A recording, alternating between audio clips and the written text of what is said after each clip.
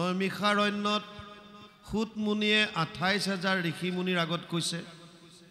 কাৰ কথা কৈছে সুখদেৱে গংগাৰ পাৰত পৰীক্ষিতক যিখিনি কৈ আছিল আৰু বিদুৰক মৈত্ৰেয় যিখিনি কৈ আছিল আৰু ব্ৰহ্মাই নাৰদক যি কৈ আছিল এই কথোপকথনখিনি গোটেইখিনি নৈমিষাৰণ্যত সুত মুনিয়ে কৈ আছে কাক 28,000 ঋষি মুনিক শৌনকক প্ৰমুখ্য কৰি আৰু কোৱাৰ মাজতে এতিয়া সুখদেৱে পৰীক্ষিতৰ আগত যেতিয়া উদ্ধৱ আৰু কৃষ্ণৰ সংবাদৰ কথা ক'লে কৃষ্ণ উদ্ধৱৰ মূল বস্তুটো এটাই উদ্ধৱৰ প্ৰশ্ন আছিল যে তোমাক কেনেকৈ পাম তুমি নাথাকিলে তোমাৰ ওচৰলৈ কেনেকৈ যাব আৰু লগতে বহু প্ৰশ্ন কৰিছিলে সম কাক কয় দম কাক কয় ঈশ্বৰ কোন শত্ৰু কি মিত্ৰ কি বিভিন্ন ধৰণৰ প্ৰশ্ন মূল কথাটো কৈছে ভগৱানে কৃষ্ণই কৈছে মোক পোৱাৰ তিনিটা মাৰ্গ আছে যোগ ত্ৰায়ময়ী প্ৰোক্তা নৰনম শ্ৰেয় বিধিচ্ছয় জ্ঞানম কৰ্মম চা ভক্তিম চা না উপায় অন্যস্তি কুত্ৰাচিত হে উদ্ধৱ মোক পাবৰ কাৰণে তিনিটা মাৰ্গ আছে এটা হৈছে কৰ্ম মাৰ্গ য'ত যাগ যজ্ঞ পূজা পাতল হয় এটা হৈছে জ্ঞান মাৰ্গ য'ত নিৰ্গুণ নিৰাকাৰ ব্ৰহ্মক উপাসনা কৰে ধ্যান ধাৰণা সমাধিৰ দ্বাৰা আৰু এটা হৈছে ভক্তি মাৰ্গ য'ত সমস্ত ভূতত প্ৰভু ভগৱন্ত বিৰাজমান হৈ আছে বুলি এই সত্যটো অনুধাৱন কৰি কৃষ্ণত একান্ত শৰণ হৈ ভকতৰ সংগত তেওঁৰ লীলাসমূহ শ্ৰৱণ কীৰ্তন কৰি পৰমানন্দ লাভ কৰিব পাৰে যদিও তিনিটা মাৰ্গৰ কথা উদ্ধৱক ক'লে সিদ্ধান্ত দিছে এটা জ্ঞান কৰ্ম ভকতি কহিলো কৰি ভেদ ভকতি পৰমপন্থ দিলো পৰিচ্ছেদ এই উদ্ধৱ মই যদিও তোমাক তিনিটা মাৰ্গৰ কথা কৈছোঁ মোৰ সিদ্ধান্ত কিন্তু এটা সেইটো হৈছে ভক্তি মাৰ্গ কিয় যিজন ভগৱানে গীতাত অৰ্জুনক কৈছে সমু অহম সৰ্বভূতেষু নামে দৈশ্য অস্তি না প্ৰিয় নৱম অধ্যায় 29 নম্বৰ শ্লোক গীতা হে অৰ্জুন সমু অহম সৰ্বভূতেষু মই সকলোৰে কাৰণে সমান মোৰ কাৰণে কোনো বেছিকৈ প্ৰিয় নহয় কোনো মোৰ কাৰণে শত্ৰু নাই মই নিৰপেক্ষভাৱে সকলোৰে প্ৰতি সমান আৰু যদি সকলোৰে প্ৰতি সমান তেতিয়াহ'লে দুটা মাৰ্গ সাইড কৰি যাগ যজ্ঞ পূজা পাতল আৰু ধ্যান ধাৰণা সমাধি এই দুটা সাইড কৰি কেৱল ভক্তিক গুৰুত্ব কিয় দিলা ভগৱানে কি তেতিয়াহ'লে কৰ্মকাণ্ড যাগ যজ্ঞ পূজা পাতল আৰু জ্ঞান মাৰ্গৰ প্ৰতি কি অকণমান সতিনী দৃষ্টিৰে চাইছে নেকি নহয় মাহিমাৰ দৃষ্টিৰে চোৱা নাই কাৰণটো বুজক ভগৱান কোন পিতা সমস্য জগত মাতা ধাতা পিতামহ বেদ্যম পবিত্ৰ ওংকাৰ ঋগ সাম যজুৰে বচ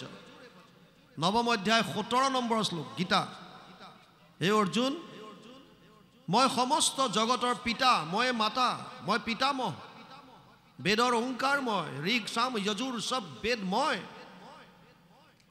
যিজন আমাৰ পিতা যিজন আমাৰ মাতা যিজন পিতামহ সেইজনে কি সন্তানৰ বেয়া কথা চিন্তা কৰিব নেকি কোন এনেকুৱা পিতৃ মাতৃ আছে যোনে নিজৰ সন্তানৰ বেয়াটো চিন্তা কৰিব অহিত চিন্তা কৰিব এনেকুৱা কোন আছে কোনেও চিন্তা কৰিব নোৱাৰে কিহৰ কাৰণে ক'লে কৰ্মকাণ্ড আৰু জ্ঞান মাৰ্গ বাদ দিবলৈ তত্ত্বটো বুজক উদ্ধৱ কৃষ্ণ সংবাদৰ মূল কথা কৰ্মকাণ্ড যাগ যজ্ঞ পূজা পাতল যাক লৈ বৰ্তমান বিভিন্নজনে বিভিন্ন মন্তব্য দিছে শাস্ত্ৰই কি কৈছে শুনক উদ্ধৱক কৈছে মন্ত্ৰস্য পৰিজ্ঞাতম কৰ্মসুধীৰ মদ অৰ্পণম ধৰ্ম সম্পদতে ষডভি অধৰ্মস্য বিপৰ্যয়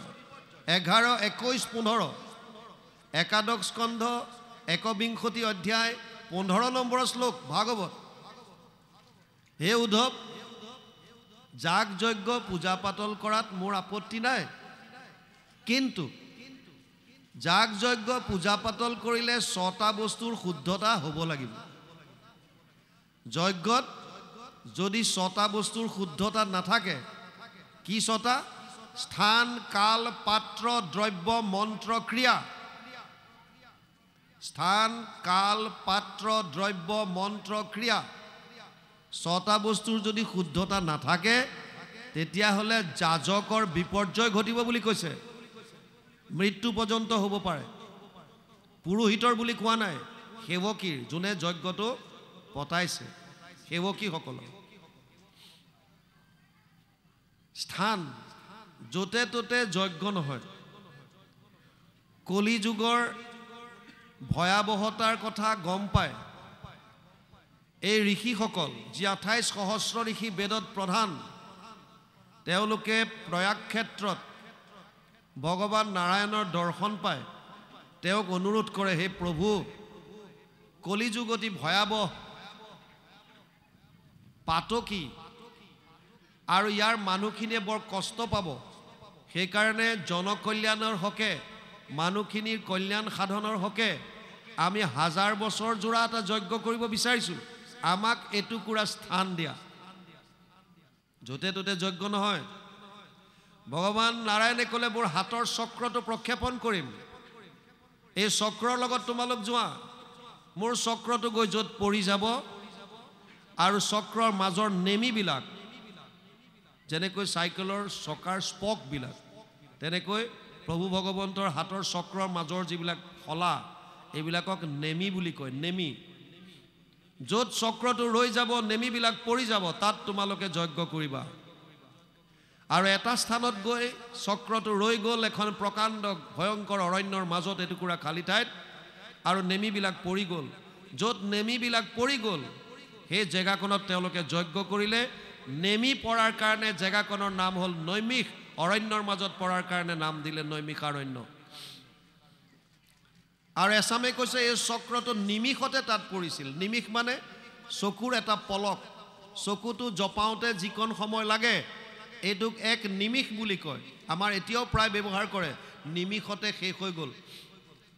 এই নিমিষতে গৈ পাবিগে এই নিমিষ শব্দটো যে চকুৰ এটা পলক চকুটো জপাওঁতে যিমান সময় লাগে এইটোক এক নিমিষ বুলি কয় তাত তেওঁলোকে ভগৱানৰ পৰা স্থান লৈ পেলাই যজ্ঞ কৰিছিল তথাপিও সফল হ'ব নোৱাৰিলে কৰিলো যজ্ঞ 80 সহস্ৰ বছৰ হোমধুমে ধূম্ৰবৰ্ণ ভৈলা কলেবৰ যিটো কৰ্ম কৰোৱাত নাহিকে বিশ্বাস আপোনাৰ আয়ুস কৰিলো ব্যৰ্থে নাশ তেওঁলোকে স্বীকাৰ কৰিছে নোৱাৰিলে কৰিব তাত জনক আদি ৰজাই 12 বছৰ নিজে হাল বাই যজ্ঞস্থলী তৈয়াৰ কৰিছিল আৰু য'তে ত'তে আমি এতিয়া যজ্ঞ কৰিলে ক'ত ফল পাম কাল সময় যেতিয়াই তেতিয়াই যজ্ঞ নহয় বিশেষত যজ্ঞ সূৰ্য উদয়ৰ পৰা সূৰ্য অস্তৰ ভিতৰত হ'ব লাগে কিন্তু বহুতো ঠাইত ৰাতিও যজ্ঞ কৰা দেখা যায় হোমাগ্নি ইত্যাদি কৰে শাস্ত্ৰত কিন্তু নাই সন্ধিয়া হ'লে যজ্ঞ বন্ধ কৰে চলি আহিছে পৰম্পৰা বুলি কয় স্থান কাল পাত্ৰ তাত যিমানবিলাক দ্ৰব্য লগায় পাত্ৰ লগায় সব শুদ্ধ হ'ব লাগিব আৰু বিশেষকৈ মন্ত্ৰ উচ্চাৰণত যদি খেলি মেলি লাগিল তেতিয়াহ'লে গণ্ডগোল আছে মোৰ ৰঙিয়াত পোষ্টিং থাকোঁতে নলবাৰীৰ ওচৰৰ এখন মনসা পূজাৰ শতবাৰ্ষিকী উপলক্ষে পতা ধৰ্মালোচনী সভাত আলোচক হিচাপে নিমন্ত্ৰণ দিছিল আৰু যিকেইজন ল'ৰা আহিছিল আমাক নিমন্ত্ৰণ দিবলৈ আমি তেওঁলোকক কৈছিলোঁ যে তোমালোক আহিছে ভাল হৈছে মই ভাল পাইছোঁ কিন্তু মই যি কম গীতা ভাগৱতৰ পৰা কম আৰু গীতা ভাগৱতে এক শৰণৰ কথা কৈছে তোমালোকে মনসা পূজাৰ উপলক্ষে পাতিছে মই কোৱা কথাখিনিত পিছত যদি বেয়া পোৱা মোৰো বেয়া লাগিব বোলে নহয় ৰাইজে বিচাৰিছে আপুনি যি ক'ব শাস্ত্ৰৰ পৰা ক'ব আপুনিতো নিজাকে একো নকয় মোলো নকওঁ মই যি কম গীতা ভাগৱতৰ কম আৰু উদ্ধৃতি দিয়ে কম ৰেফাৰেন্স দাঙি ধৰা হ'ব বোলে হ'ব আপোনাক বিচাৰিছে আহিব আমি গ'লো আমাক ভাষণ দিবলৈ দিলে 2 ঘণ্টাৰ ভাষণত যজ্ঞৰ কথা ওলাল আমি কওঁ বুলি কোন হৃদয়স্থিত হোৱা তুমি যেন কৰা বাহা স্বামী ঋষিকেশ কৰিব তেনেয় প্ৰভু ভগৱন্তৰ ওপৰত বিশ্বাস ৰাখি আগবঢ়াই যোৱা হয় তেওঁ যেনেকৈ লৈ যায় গৈ থাকোঁ যজ্ঞৰ কথা ওলাল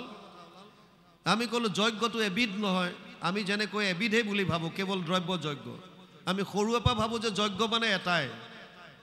অগ্নি প্ৰজ্বলিত হ'ব আৰু তাত দ্ৰব্যৰ আহুতি দিব এইটোকে যজ্ঞ বুলি ভাবি আছিলোঁ কিন্তু গীতাই চকু খোল খুৱাই দিলে দ্ৰব্য যজ্ঞ তপু যজ্ঞ যোগ যজ্ঞ তথাৎ পৰে স্বাধ্যায় জ্ঞান যজ্ঞস্য যতয় সংচিত ব্ৰত চতুৰ্থ অধ্যায় 28 নম্বৰ শ্লোক গীতা হে অৰ্জুন যজ্ঞ বহুত আছে দ্ৰব্যৰ যজ্ঞ আছে তপৰ যজ্ঞ আছে কায় মনো বাণীৰ তপ যোগৰ যজ্ঞ আছে কেনেকৈ ইন্দ্ৰিয়বিলাক ঠিক ঠাক কৰিবৰ কাৰণে যোগাসন ইত্যাদিৰ দ্বাৰা ঈশ্বৰৰ লগত কি ধৰণে আমি সংযম কৰিব সম্পৰ্ক কৰিব পাৰোঁ সংযোগ কৰিব পাৰোঁ আৰু দ্ৰব্য যজ্ঞ তপ যজ্ঞ যোগ যজ্ঞ তথাৎ পৰে স্বাধ্যায় নিজক জানিবৰ কাৰণে আৰু আটাইতকৈ কৈছে জ্ঞান যজ্ঞ যেটো আজি হৈ আছে এটো জ্ঞান যজ্ঞ ইয়াৰ পৰা জ্ঞান অগ্নি প্ৰজ্বলিত হৈ আছে আৰু আমি আমাৰ অজ্ঞানবিলাক ইয়াত আহুতি দি আছো ভগৱান কৃষ্ণই ক'লে শ্ৰেয়ান দ্ৰব্যময়ী যজ্ঞাত জ্ঞান যজ্ঞ পৰন্তপ সৰ্বকৰ্মাখিলম পাৰ্থ জ্ঞানে পৰিসমাপ্যতে চতুৰ্থ অধ্যায় 33 নম্বৰ শ্লোক গীতা হে অৰ্জুন সমস্ত যজ্ঞৰ ভিতৰত জ্ঞান যজ্ঞ শ্ৰেষ্ঠ ভগৱান কৃষ্ণই ক'লে লগতে আমি তাত আগবঢ়ালো যে যজ্ঞ কৰাত যদি ছটা বস্তুৰ শুদ্ধতা নাথাকে তেতিয়াহ'লে যাজকৰ মৃত্যু পৰ্যন্ত হ'ব পাৰে বিপৰ্যয় ঘটিব পাৰে 2 ঘণ্টাৰ ভাষণ দি আমি নামি আহিলো অহাৰ লগে লগে কমিটিৰ ল'ৰাখিনিয়ে ঘেৰাও কৰি ধৰিলে আৰু ক'লে যে ছাৰ আপুনি বৰ ডাঙৰ কথা এটা কৈ আহিল বোলো কোনটো বোলে আপুনি কৈছে যে ছটা বস্তুৰ শুদ্ধ নহ'লে যাজকৰ মৃত্যু হ'ব আমাৰ কমিটিখন যাজক হয় নে নহয় আমি বোলো কমিটিখনটো যাজক হয় লগতে তোমালোকৰ সেৱকী যিমান আছে সব যাজক পুৰোহিতক বাদ দি সেৱকীসকল যাজক তেওঁলোকে ক'লে আমি জানো যে আপুনি এনেই কোৱা নাই আমাক অকণ বুজাই দিয়কচোন আৰু ভালকে কি ঘটনাটো আপুনি ক'লে মন্ত্ৰ ভুল হ'লেও গণ্ডগোল হ'ব বোলো হয় ভাগৱতত 6ষ্ঠ স্কন্ধত এটা কাহিনী আছে বৃত্তাসুৰ বধ দস্তা মুনি বুলি এজন মুনি আছিল তেওঁৰ পিতেক আছিল বিশ্বৰূপ গুৰু বৃহস্পতিয়ে যেতিয়া ইন্দ্ৰক এবাৰ ত্যাগ কৰিলে মনত আঘাত পায় তেতিয়া তেওঁলোকে বিশ্বৰূপৰ ওচৰত শৰণ লৈছিল ভগৱান বিষ্ণুৰ উপদেশত বিশ্বৰূপ দস্তা মুনিৰ ল'ৰা আৰু গুৰু হিচাপে তেওঁক বৰণ কৰিছিল বিশ্বৰূপৰ মাতুল বংশ মামাৰ বংশটো আসুৰিক প্ৰভু ভগৱন্তলৈ অৰ্পণ কৰা প্ৰসাদ বিশ্বৰূপে আনি অসুৰ বংশক দিয়ে এই কথাত ক্ৰোধিত হৈ ইন্দ্ৰই বিশ্বৰূপৰ ডিঙি কাটি দিলে বধ কৰিলে গুৰু হত্যা ব্ৰহ্মবধ দস্তা মুনিৰ ক্ৰোধ উঠিল আৰু বৃত্তাসুৰক যজ্ঞৰ পৰা সৃষ্টি কৰিলে ইন্দ্ৰক বধ কৰিবৰ কাৰণে পুনৰ যজ্ঞ কৰিলে আৰু যজ্ঞত আহুতি দিয়াৰ সময়ত পূৰ্ণ আহুতি মন্ত্ৰত খেলি মেলি লাগি গ'ল তেওঁ ক'ব লাগিছিল ইন্দ্ৰ শত্ৰু নিধন হওক ইন্দ্ৰ শত্ৰু বিবৰ্ধন আৰু মুখৰ পৰা ক্ৰোধৰ ভমকত ওলাই গ'ল ইন্দ্ৰৰ শত্ৰু নিধন হওক ইন্দ্ৰস্য শত্ৰু বিবৰ্ধন মন্ত্ৰত খেলি মেলি হৈ গ'ল ছিদ্ৰ ৰৈ গ'ল য'ত হ'ব লাগিছিল ইন্দ্ৰ শত্ৰু নিধন হওক তাত ক'লে ইন্দ্ৰৰ শত্ৰু নিধন হওক ইন্দ্ৰৰ শত্ৰু বৃত্তাসুৰ গতিকে ইন্দ্ৰৰ হাতত বৃত্তাসুৰ বধ হ'ল ল'ৰাকেইটাই মোক ক'লে যে ছাৰ আপুনি কোৱা কথাটো